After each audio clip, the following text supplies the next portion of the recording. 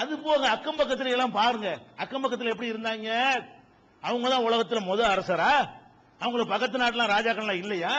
எப்படி இருந்தாங்க? செருப்பையே தங்கத்துல போடுவாங்க, எவன் கேட்க மாட்டான். உட்கார்ற சிம்மாசனம் தங்கமா இருக்கும், எவன் கேட்க மாட்டான். பன்னீர்ல தான் குளிப்பாங்க, கழுதப்பால்ல எல்லாம் குளிச்சிருக்காங்க. கழுதப்பால்ல குளிக்கிறாங்க, எத்தனை கழுதை வேணும்? ஒரு கழுதையில் 1/2 லிட்டர் வந்துச்சுன்னா ஒரு மனுஷன் முங்கி குளிக்கிறதுக்கு எவ்வளவு வேணும்?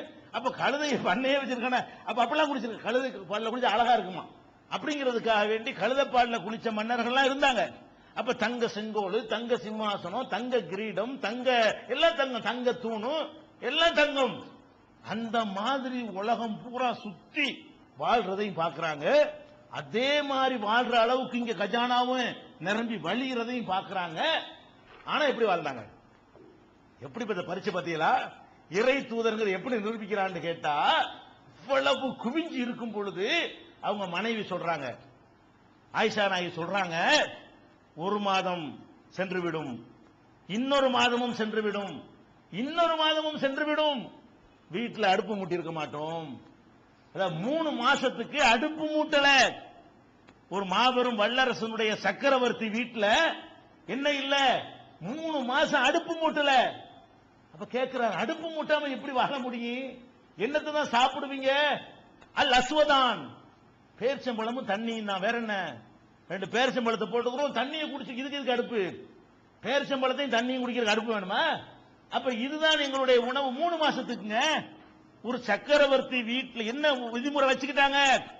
அரசாங்கத்தில் எவ்வளவு வேண்டுமானாலும் இருக்கட்டும், சல்லி காசு அதில் தொடமாட்டேன், அது என்னுடையது அல்ல, என் குடும்பத்துடையது அல்ல என்று தனக்குத்தானே வட்டத்தை சின்னதாக போட்டுக்கொண்ட காரணத்தினால் என்ன நிலைமை?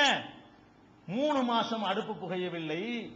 நபிகள் நாயகம் ரசூலுல்லாஹி ஸல்லல்லாஹு அலைஹி வஸல்லம் முன்குலன் கத்து, நபிகள் நாயகம் ஸல்லல்லாஹு அலைஹி வஸல்லம் அவர்கள் வாழ்நாளில் சல்லடையை பயன்படுத்தியதில்லை.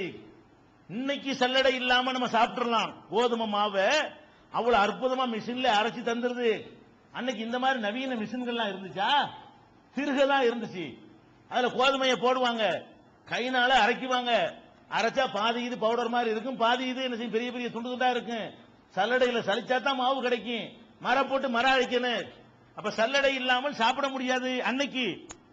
ஆயிஷா நாயகி சொல்றாங்க, ரசூலுல்லாஹ் சல்லடையை பார்த்ததே இல்ல, பயன்படுத்தினது இல்ல, பின்ன எப்படி சாப்பிடுவீங்க?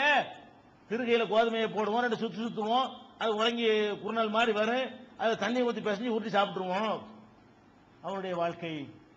சட்டைக்கு மறுசட்டை இல்ல, உடம்பெல்லாம் மேனி எல்லாம் புண்ணா போயிருக்குது, கைத்து கட்டில படுந்து. உமர் கேட்கிறாங்க, உங்களுக்காக நாங்க ஒரு விரிப்பு வாங்கி தர்றோம், அதுல நீங்க படுத்துக்கிறீங்களா? முதுகுலாம் வரி வரியா விழுந்திருக்கு. அந்த பேரிச்ச மரத்தினுடைய பேரிச்ச நாருடைய நாரை முறுக்கி செய்யப்பட்ட கட்டில படுத்து கிடக்குறாங்க. முதுகுல கட்ட கட்டமா ஒரு சிகப்பு உடம்பா, முதுகுல கட்ட கட்டமா விழுந்துருது. நாங்க வேணா ஒரு போர்வை வாங்கி தரட்டுமா? எனக்கு இந்த உலகத்துக்கு என்னப்பா இருக்கு, ஒரு வழிப்போக்கன் மாதிரி நம்ம போய்கிட்டு இருக்கிறோம். ஒரு மரத்தடியில நிழல்ல இளைப்பாடுறோம், அப்ப ஃப்ரிட்ஜ் வாஷிங் எல்லாத்தையும் எடுத்துட்டா போவோம், போனா அப்ப ஏசி எல்லாம் தூக்கிட்டா போவோம். மரத்தடியில இளைப்பாடுறவனுக்கு இதுக்கு என்னப்பா இருக்கு? அது மாதிரி உள்ளவனா? நான் போறது வேற ஒரு இடத்த நோக்கி போய்கிட்டு இருக்கிறேன், போற வழியில இளைப்பாடுறோம், இதுக்கு விரிப்புலாம் தேவையா? போப்பா அப்படின்னு சொல்லி என்ன செய்யறாங்க, வாங்கி தர்றங்கிற மறுத்துற காட்சியை பார்க்கிறோம். வீட்டுல ஆயிஷா நாயகி சொல்றாங்க, அன்றைக்கெல்லாம் எங்க வீடுகள்ல விளக்குலாம் கிடையாது, வீட்டுல விளக்கு இல்ல. உலகத்துக்கெல்லாம் அறிவு சூரியனை வழங்கிய அந்த இறை தூதருடைய வீட்டுல எரிக்கிறதுக்கு விளக்கு இல்ல. விளக்குனா இந்த மாதிரி 1000 வாட் விளக்கா? என்ன விளக்கு? சும்மா ஒரு 10 மில்லி ஆலிவ் எண்ணெய் ஊத்தி ஒரு திரியை கொளுத்தி போடுறதுக்கு 4 நாள் வருமா? அந்த விளக்கு இல்ல. எந்த விளக்கு இல்ல? இந்த மாதிரி விளக்குனா எவ்வளவு? 2000 ரூபாய், 10,000 ரூபாய் எங்க போறது அப்படின்னு சொல்லலாம். 4 காசு, 4 காசுக்கு ஊத்துற அந்த விளக்கு ரொட்டிக்கு தொட்டுக்கிட்டு சாப்பிட்டுருவாங்க. அதுக்கு ஏன் விளக்கு யூஸ் பண்றாங்க? அந்த காலத்தில் எங்கள் வீடுகளில் விளக்கு கிடையாது. ஆயிஷா நாயகி அறிவிக்கிறாங்க, அல்லாஹ்வுடைய தூதருடைய வீட்டுல சக்கரவர்த்தி, ஆனா எல்லாம் இருக்குது அரசாங்கத்தில், மற்றவர்களுக்கெல்லாம் கொடுக்கப்படுகிறது. அவங்க வீட்டுல என்ன இல்ல? விளக்கு இல்ல. ஒரு பேரப்புள்ள ஹசனோ ஹுசைனோ பள்ளிவாசல்ல குவித்து வைக்கிற ஒரு பேரிச்சம்பழத்தை எடுத்து வாயில போட்டுறாரு. என்ன பண்றாங்க? வேகமா பஹ் பஹ் துப்பு துப்பு இந்த விரல விட்டு அந்த பேரிச்சம்பழத்தை தூக்கி குழந்தை சின்ன பிள்ளை சாப்பிடுது. அந்த ஒரு பேரிச்சம்பழம் கூட நம்முடைய வாரிசுகளுடைய வயிற்றுல போகக்கூடாது என்பதற்காக துப்ப சொல்லிட்டு, ஹுசைனே இது நமக்கெல்லாம் ஹராம்னு உனக்கு தெரியாதா? இந்த பொருளை நம்ம தொடக்கூடாது, அரசு பணத்தை நம்ம தொடக்கூடாது என்பது உனக்கு விளங்காதா? அப்படின்னு சொல்லி இந்த சின்ன பிள்ளைக்கு அறிவுரை சொல்லி ஒரு பேரிச்சம்பழம் கூட தன்னுடைய குடும்பத்தாருக்கு வரக்கூடாது. அது மாத்திரம் இல்ல, உலகம் அழியும் காலம் வரைக்கும் யாரெல்லாம் என்னுடைய வாரிசு என்று சொல்லிக் கொள்கிறார்களோ அவர்கள் இது போன்ற ஏழை மக்களுக்காக தரப்படுற பொருளை தொடவே கூடாது. ஜக்காத் அவங்களுக்கு கொடுக்க கூடாது, இன்னைக்கும் சதக்கா கொடுக்க கூடாது. அரசாங்கத்துடைய பைத்துல் மால்ல குவிஞ்சு கிடந்தாலும் ரசூலுல்லாஹ்வுடைய பாரம்பரியம் ஒதுக்கிய அதை சொல்லி நாளைக்கு மோசடி பண்ணிடக்கூடாதான்.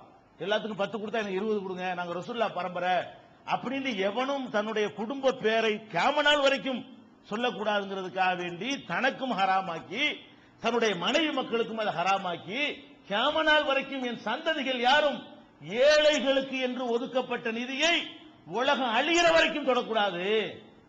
என்ன ஒரு அப்பழுக்கற்ற, எங்கேயாவது பார்க்க இயலுமா? இப்படி ஒருத்தர் தன்னைத்தானே இப்படி யாருக்கு நிரூபிக்க?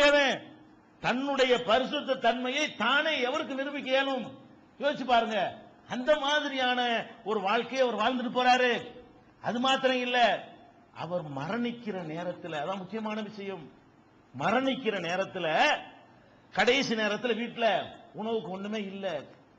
அப்ப இருக்கிற அந்த கவசம்னா யுத்தத்தில் போட்டுக் கொள்ளக்கூடிய சங்கிலியால் செய்யப்பட்ட ஆடை, வெட்டுக்கிட்டு உழுவாம இருக்கிறதுக்காண்டி இரும்பு சங்கிலாம் முடி செஞ்சிருப்பாங்க. அந்த கவசத்தை கொண்டு போய் ஒரு யூதர் இடத்துல அடமானம் வைத்து கொஞ்சம் கோதுமையை வாங்கி கொண்டு வர்றாங்க. கடைசியா அந்த கோதுமையை சாப்பிட்ட நிலையில தான் அவங்க உயிர் பிரிக்கிறது. கோதுமையை மீட்க முடியாமலேயே மாபெரும் வல்லரசுடைய சக்கரவர்த்தி எப்படி மரணிக்கிறாரு? இந்த இறை தூதர் என்று சொன்ன காரணத்தினால் அவர் தேடிக்கொண்டது என்ன, சேர்த்து கொண்டது என்ன, அவர் சாப்பிட்டது என்ன, அவர் அணிந்தது என்ன, அவர் பயன்படுத்தியது என்ன? வீடு கூட 5 கஞ்சி தான். ஒரு ஆள் படுத்தா ஒரு ஆள் துளவ முடியாது.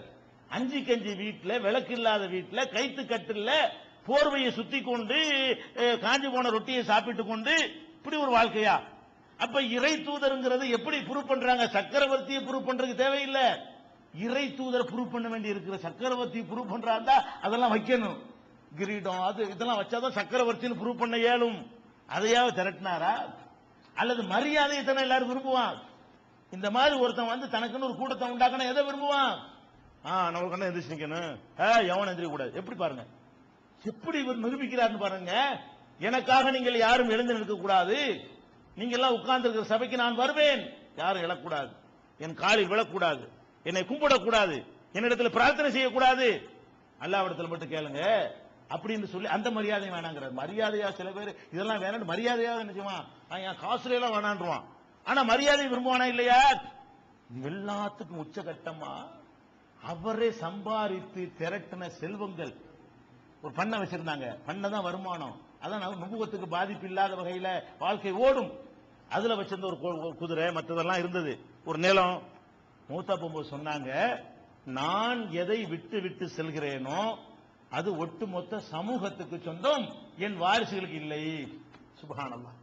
அவங்க அரசாங்கம் எடுக்கல, அவங்களுக்கே சொந்தமான பொருளையும் கூட மகளுக்கு இல்லைன்னு போயிட்டாங்க. மகள் வந்து அபூபக்கர்ட்ட சண்டையே பிடிப்பாங்க, எங்க வாப்பாவுடைய நிலத்தை தாங்க முடியாது, உங்க வாப்பா சொல்ல கேட்பேனே தவிர உங்க மேல உள்ள அன்பு தனி, உங்க வாப்பாவுடைய கட்டளையை நான் மீற மாட்டேன் அப்படின்னு கொடுக்க மாட்டார்.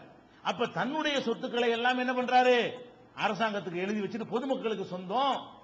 அப்ப முகமது ஸல்லல்லாஹு அலைஹி வஸல்லம் அவர்கள் அல்லாஹ்வுடைய தூதர் என்று இந்த உலகத்தில் வந்து சொன்னார்கள்.